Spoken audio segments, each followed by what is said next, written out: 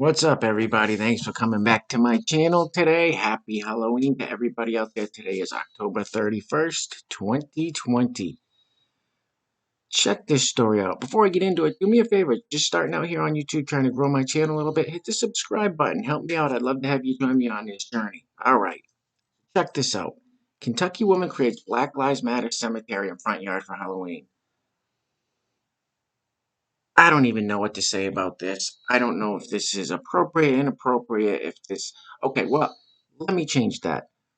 This is inappropriate in so many ways, but I don't know how the whole BLM movement and these people that are out there rioting and protesting and screaming Black Lives Matter, I don't know how they would feel about this, but that's neither here nor there. I'm not part of that group. Of course, Black Lives Matter, that was never been a question in my head. Anyway, check this out. It says Breonna Taylor on this one, and that's the biggest headstone there. They're from Kentucky, so it's the home state where Breonna Taylor lived. And it was a tragedy, absolute tragedy that happened. All these people are tragedies. Nobody wants anyone to, have any kind of fatal encounters with anybody. It says murdered March 13th, 2020. It's got a judge's gavel there. To me, that is absolutely absurd. And they all say on it murdered, and they have the date that they passed away. Now, that's just my opinion. That's saying that having that murder down there is insane.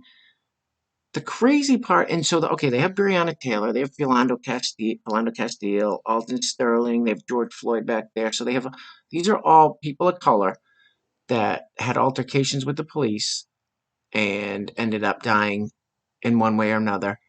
A lot of these cases, people were criminals fighting back with the police, whether they had a knife or a gun, or, I mean, some of the cases, like Breonna Taylor's case, that's not so cut and dry. Like I said, they're all tragedies. I'm not going to go in here and try to act like I know every single thing about each case. But let me show you the scariest thing about this story.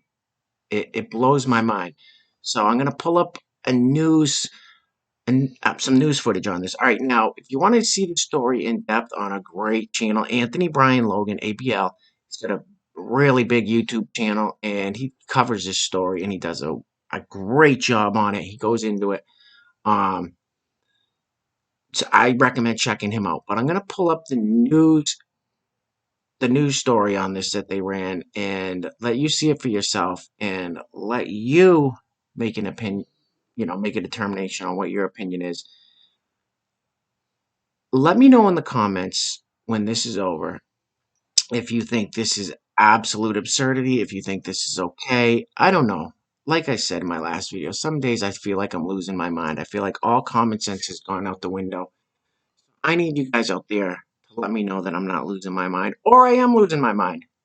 Filling front yards all over the city right now. But on Perryman Road in St. Matthews, one family's decorations are not like the others.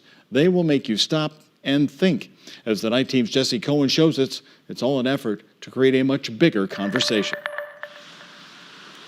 At first glance, especially on a rainy day, this could be any other Halloween display. This is the time of year where everybody brings their decorations out.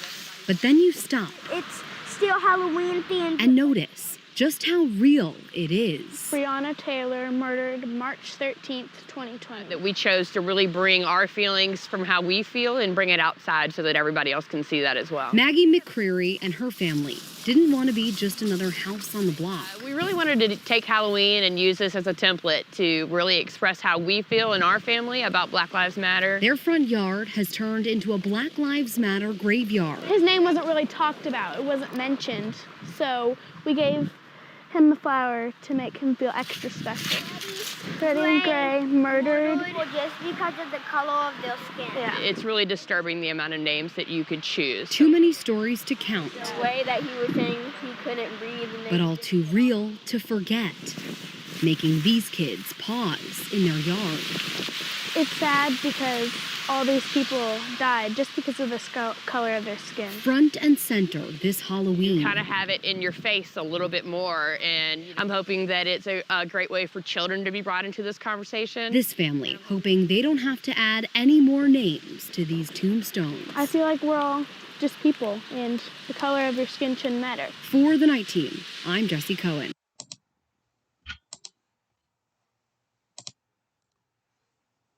All right, guys. So you saw it.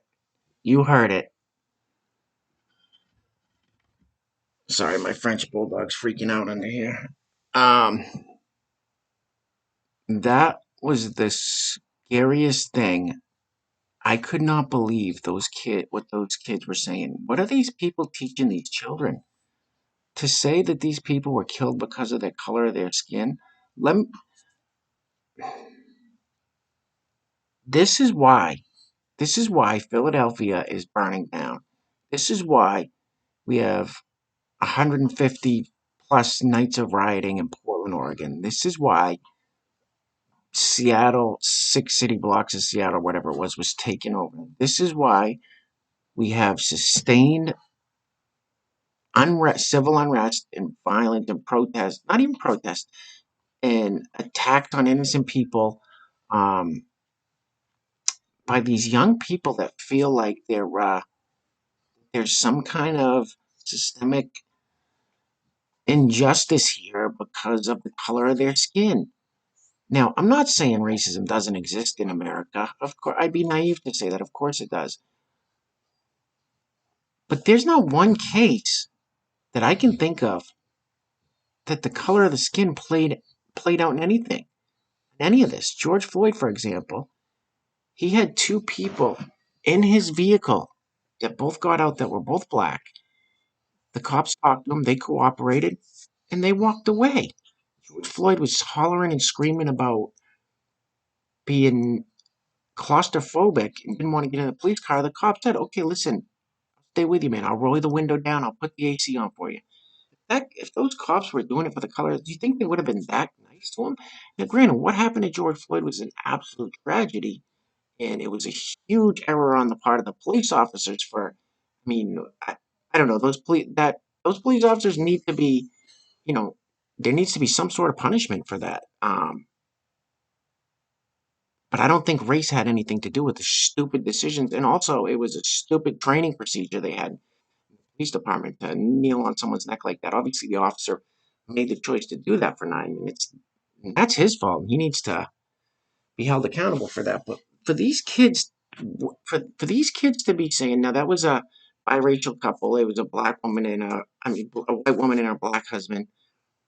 And so I'm pretty sure, I don't know, that's what I got out. But what are they teaching these kids? What are these kids going to grow up thinking when they see police? They're going to think that these police officers are out. I don't know. Listen, this is the kind of thing that this this makes me furious. This isn't how it goes. This is the narrative that's being played out. This isn't the reality of the situation. This is the same thing LeBron James is saying when he's saying police officers are waking up in the morning, deciding to go and hunt black men. This is not what is happening. Unless I'm just completely lost my mind and I'm blind to it. Could you guys please leave me a comment and let me know what you think? Now, do I say all of these are justified? Like I said, I don't know the specifics to all of them. They're all absolute tragedies. If you're not committing crimes and a police officer approaches you and you do not resist, you obey the command, if you're driving 10 and 2, yeah, here's listen, I'm in recovery. I was out running the streets, homeless, committing crimes for a decade. I had many, many run-ins with police. When I decided to fight back, I would get tuned up. And I'm not blaming the cops. They told me what to do. I decided to disobey. When I obeyed the police, everything worked out. I didn't get hurt. Everything just rolled on smoothly. So I'm not saying I don't know. I just think what these parents are teaching these kids today is an absolute tragedy. And these kids are going to grow up thinking that the police aren't there to help them, they're there to hurt them. All right, I got to get off this story. This is terrible. Like I said, just getting started out here. Subscribe. Let me know what you think. My purpose of this channel is we're just seeing so much hypocrisy and insanity going on in the world today. I want to bring you guys the truth. So if you can show me how race played an issue with some of these, maybe my truth is different. I'm sure, of course, we all have different truth. I mean, the facts are the facts, but let me know what you guys think.